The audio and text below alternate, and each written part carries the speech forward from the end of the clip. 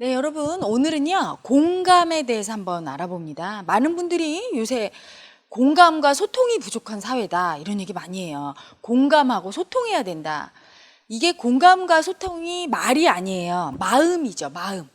그런데 사람들은 공감과 소통 그러면 대화하고, 대화해서 남의 말을 이해하고, 이렇게 생각하죠. 그게 아니고요. 공감은 마음인데 일종의 공명현상이에요. 마음의 공명현상. 물질 세계에서 공명은 아시죠, 여러분? 물질의 공명현상. 소리굽새, 진동수가 똑같은 소리굽새를 두 개 딱 두고 하나를 딱 때리면 옆에 있는 소리굽새가 같이 울려요. 공명이 일어나죠. 똑같은 진동수. 모든 물질은요, 진동하죠. 파동이에요. 이 우주는 다 파동이고 마음도 파동이고 물질도 파동이에요. 그래서 모든 물질은 각자 고유 진동수가 있어요. 떨리고 있죠. 그 진동수로. 그런데 외부에서 똑같은 진동수의 음파가 와서 때리면 어떻게 됩니까? 진폭이 커지면서 공명이 일어나요. 근데 그 힘이 얼마나 강력한지 미국에 있는 타코마 다리 같은 경우는 태풍에도 끄떡없이 설계가 됐는데 불과 시속 70km의 바람에 무너졌어요. 고유 진동수와 똑같았던 거죠. 그 70km의 바람에 진폭이 흔들리면서 공명현상으로 인해서 무너졌어요. 그 정도로 강력하죠. 마음도 똑같습니다, 여러분. 마음도. 똑같이 공명이라는 게 일어나요. 진동하기 때문에 마음도. 예를 들어서요, 내가 진동을, 공명을 잘하는, 공감을 잘하는 사람이라면 슬픈 사람 옆에 가면 그 사람이 슬픈 파동이 올라오고 있죠? 그 주파수랑 똑같은 나의 슬픔이 같이 올라와요. 공명하게 돼 있어. 기쁜 사람 옆에 가면 기쁨이 올라와요. 비참한 사람 옆에 올라가면 비참함이 올라와요. 힘든 사람 옆에 가면 힘든 마음이 올라와요. 그게 마음의 공명이에요. 그걸 우리가 공감한다 그래요. 초상집에 가서 얼마나 힘드십니까? 이렇게 말을 해. 마음은 못 느끼고, 상주의 마음은 못 느끼고, 그건 공감이 아니에요. 머리로다가 아버지 죽었는데 슬플 거라는 거 다 짐작하죠? 머리로 공감하는 게 아니죠. 가서 막 울면서 그 상주의 마음을 똑같이 느껴. 그 슬픔을. 이럴 때 우리가 공감이라고 하죠. 공감. 그런데 이 공감이 사실은 마음 공부의 핵심이에요.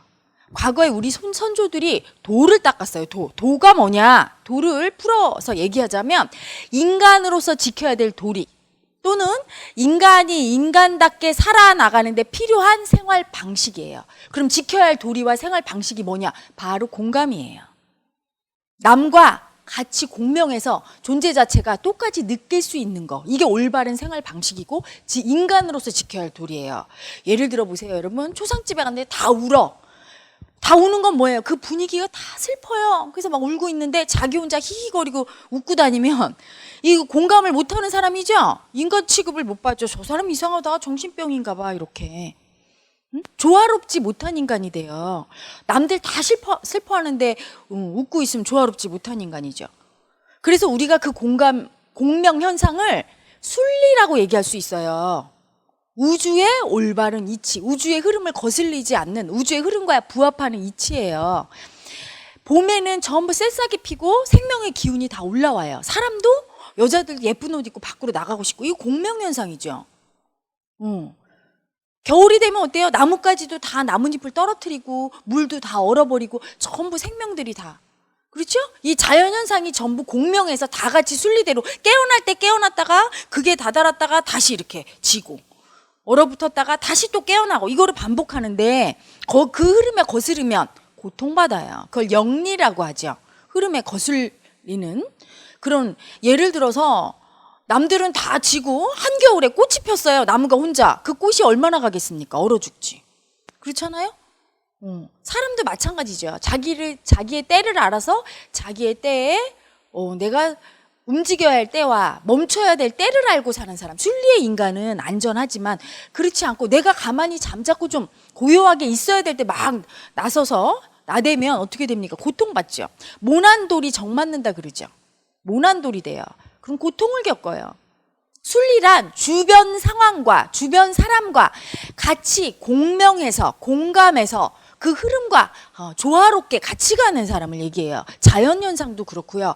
조화롭지 않은, 공명하지 못하는 동물이나 식물이나 인간은 고통받게 돼 있어요. 소멸되게 돼 있단 말이죠. 인간이 그 자연의 이치, 순리를 알고 깨달아서 살아나가는 게 바로 도인데, 우리 조상들이 얘기한 도라는 가르침인데, 그 도가 현대말로 바꿔서 얘기하면 공감 능력이에요.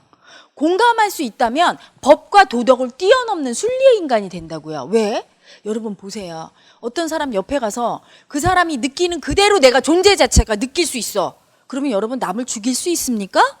내가 죽이려고 하면 그 사람이 두려움이 뜨는데 내가 같이 뜰 거 아닙니까? 어떻게 죽여? 결코 남을 고통 주거나 악한 일을 할 수가 없어. 뭐 착한 일만 해라 이런 얘기 안 해도 옆에 사람이 즐거우면 자기가 즐거운데 어떻게 움직이겠어요? 옆에 사람이 즐겁고 행복한 쪽으로 내가 움직이겠지. 이게 순리의 인간이에요. 법과 도덕을 초월한 인간. 그래서 너와 내가 상생하는 그런 사회가 저절로 되는 거예요. 아무리 법으로 가르쳐도, 여러분 법적으로 야 너 살인하면 너 죄봐, 너 도둑질하지 마, 아무리 가르쳐도 교도소는 날로 늘어나고 범죄가 증가하는 게 뭡니까? 왜 그렇습니까? 강제해서 되는 게 아니에요. 자기 내면의 순리를 회복해야 돼. 공감 능력을 회복해야 된단 말이죠. 느낄 수 있어야 돼, 타인의 고통을. 타인의 고통을 못 느끼는 인간은 심지어 동물 수준으로 추락합니다. 자기 엄마 아빠도 막 죽이고 아무렇지도 않아요. 이 동물도 그렇게 하지 않죠. 자기 자식을 낳아서 목 졸라 죽여버려. 입을 막아서 죽여. 요즘도 나오고 있죠. 비정한 어머니 아버지. 자기 자식의 고통도 못 느껴요. 뭐 공명 현상은커녕 슬픔 기쁨은커녕 막 그 죽는 두려움과 그 고통이 얼마나 크겠어요, 아이가. 그것도 못 느끼는데 짐승 수준으로 타락하는 거죠.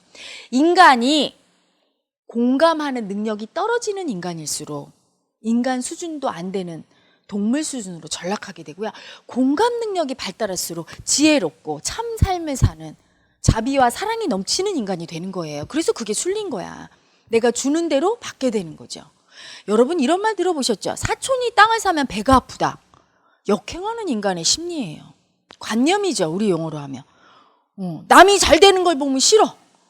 잘못된 거. 남이 잘 될 때 내가 기쁘고, 남이 힘든 일 있을 때 내가 안타까워야 그게 공명하는 인간이야. 공감하는 인간인데 거꾸로 가요. 그러니까 고통당하죠.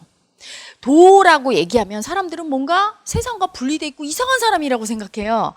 도란 공감을 잘하는 인간이에요. 공감을 잘해서 소통하는 사람, 상생하는 사람, 주위와 조화로운 사람, 남의 기쁨이 내 기쁨이고 남의 슬픔이 내 슬픔인 사람, 그게 도인이에요. 그 도인, 공감을 잘하는 인간을 키우기 위해서 하는 게 우리가 지금 이 수행이거든요. 그런데 왜 그 공감이 안 되느냐? 원래 태초의 인간은 그 공감이 잘 됐어요. 왜 안 돼요? 살면서 여러 가지 마음의 상처를 겪게 되니까. 여러분 아기들은 공감을 잘해요, 어른보다. 그래서 아기가 분위기를 잘 느끼죠. 어디 우울한 분위기나 슬픈 곳에 애를 얻고 가보세요. 애가 막 갑자기 막 울어. 그 분위기를 느끼는 공감하는 능력이 큰 거예요. 어른들이 다 막 울고 그래 보세요. 울면 애가 왜 우는지도 모르고 이렇게 있다가 울죠, 같이, 그치? 근데 막 배를 잡고 어른들이 웃으면 아기도 방실방실 웃어요. 공감 능력이 커요. 그랬던 아기가 살면서 슬픈 일, 괴로운 일, 짜증나는 일, 여러 가지 마음의 상처를 겪으면 마음이 딱딱해져요. 여러분 이런 몸에 상처 나면 어때요?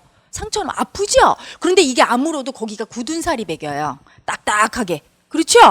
딱딱해지면 말랑말랑해진 한 마음은 잘 느끼지만 딱딱해진 마음은 잘 못 느껴요. 상처 있어서 굳은 살 박힌데 별로 감각이 없잖아요.